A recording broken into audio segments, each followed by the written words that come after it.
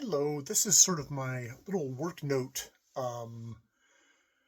video just to go do my Kobo report or my Kobo months later. I'll have to look and see when I actually got my my Kobo here. My Kobo, I think it's Clara, black and white. See, this is the thing is I need to get all my things. So, start off by saying, like, I have a bunch of Kindles, but I decided to get a Kobo.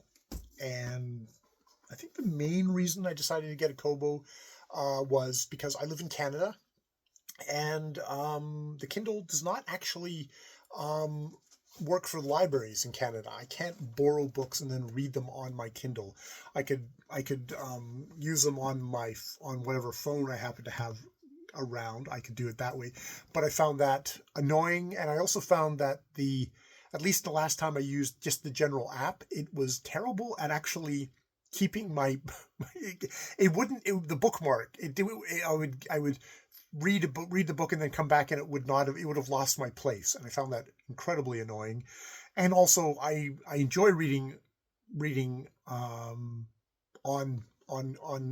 e-ink stuff. And I find reading on my phone not that great. I've done some reading. I've done some reading on my phone, but it's not something I do regularly, and I just simply wasn't using all these ebooks that I could get out of the library for free. So I decided, okay, I will get a Kobo, and I did. I got this. I didn't get a color one. Well, what should I say first?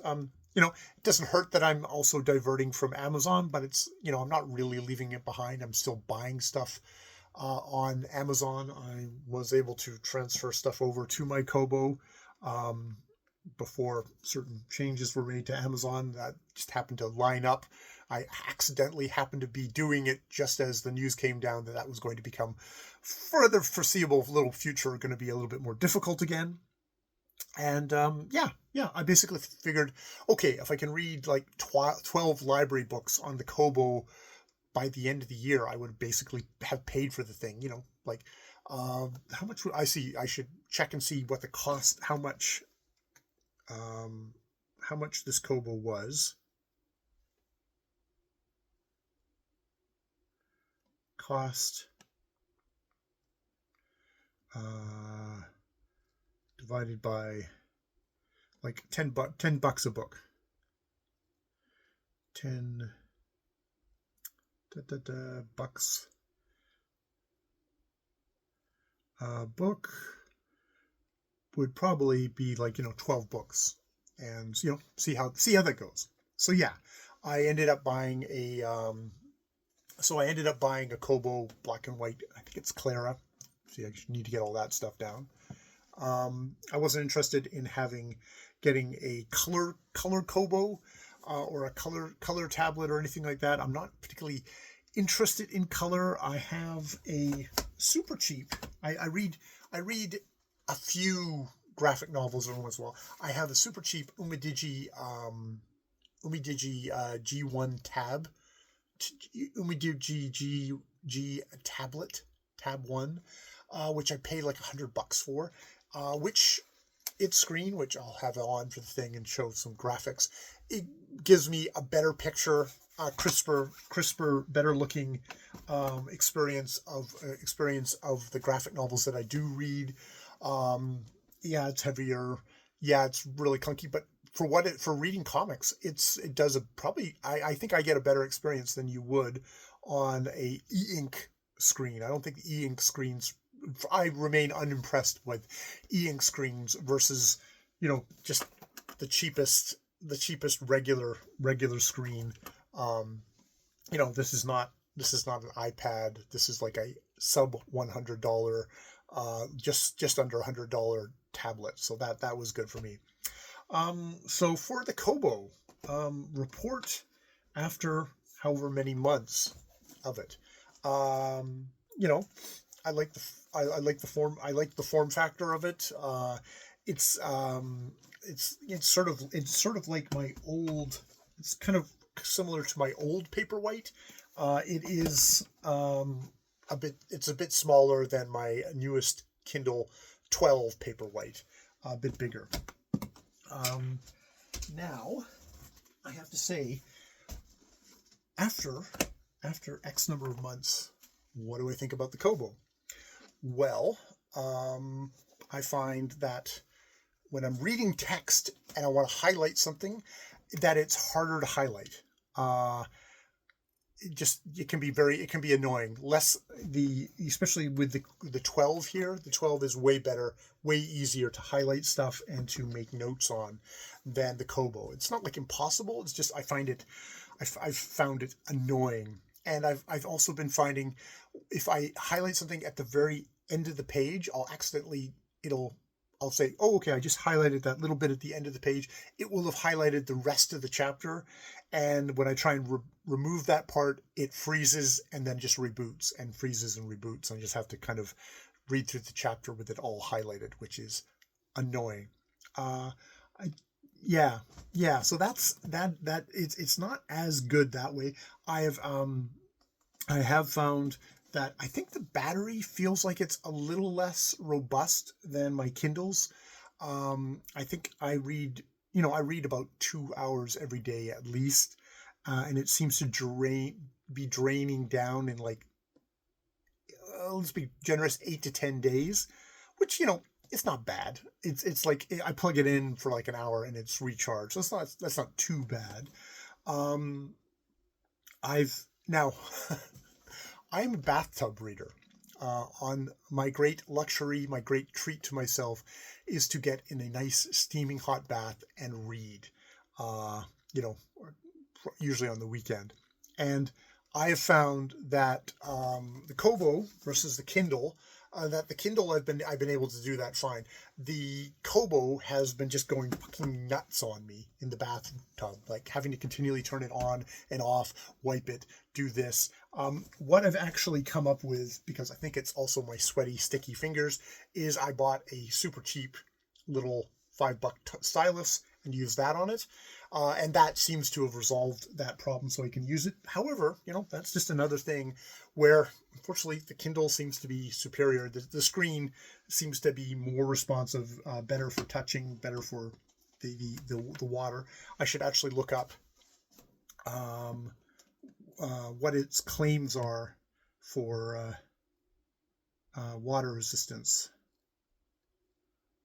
I should look that up. Claims.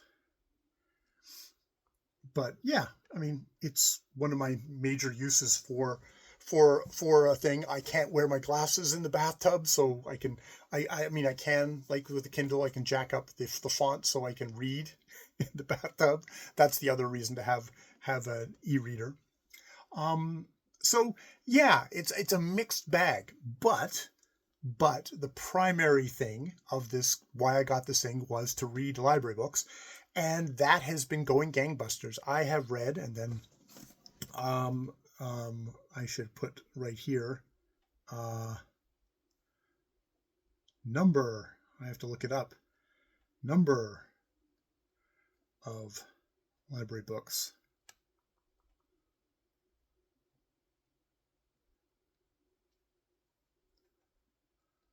Number of library books. I think it's over 12. It's over 12 since I bought the thing. I have been going through library books a lot.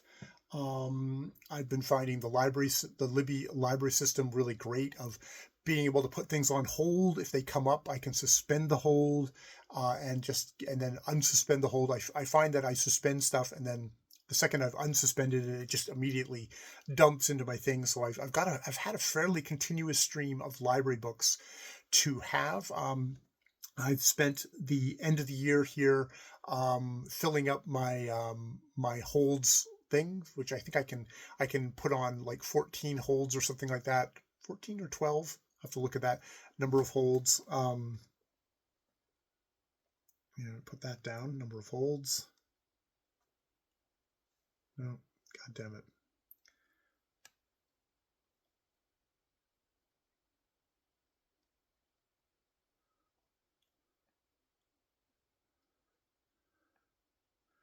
Number of holds.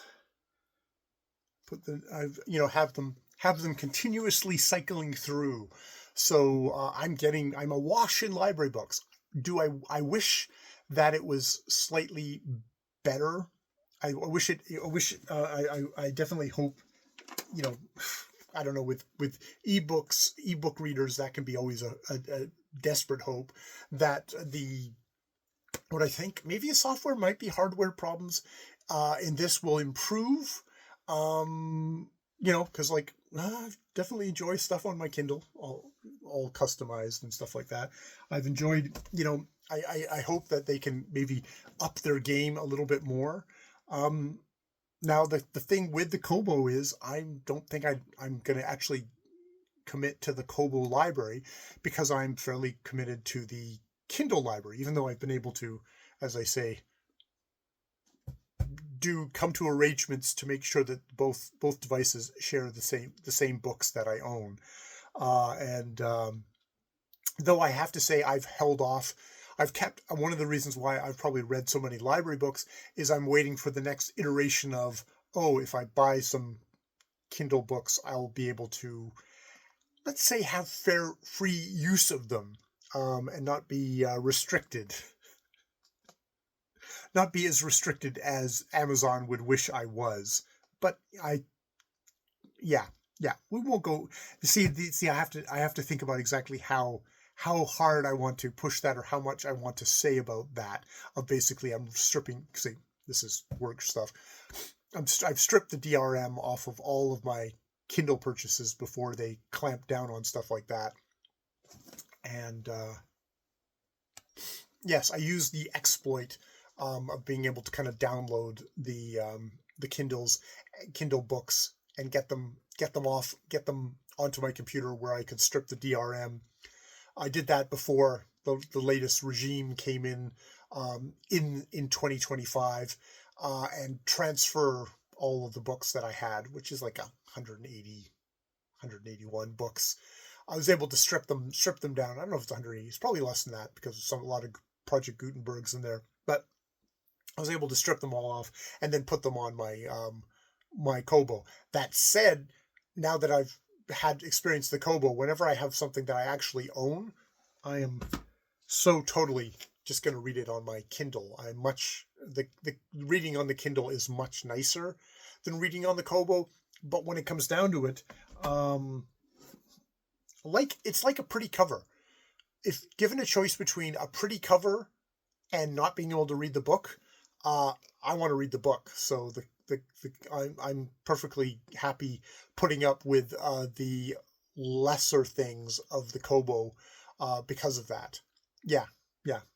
So Kobo for me, Kobo for library books, and Kindle for stuff that I actually purchase.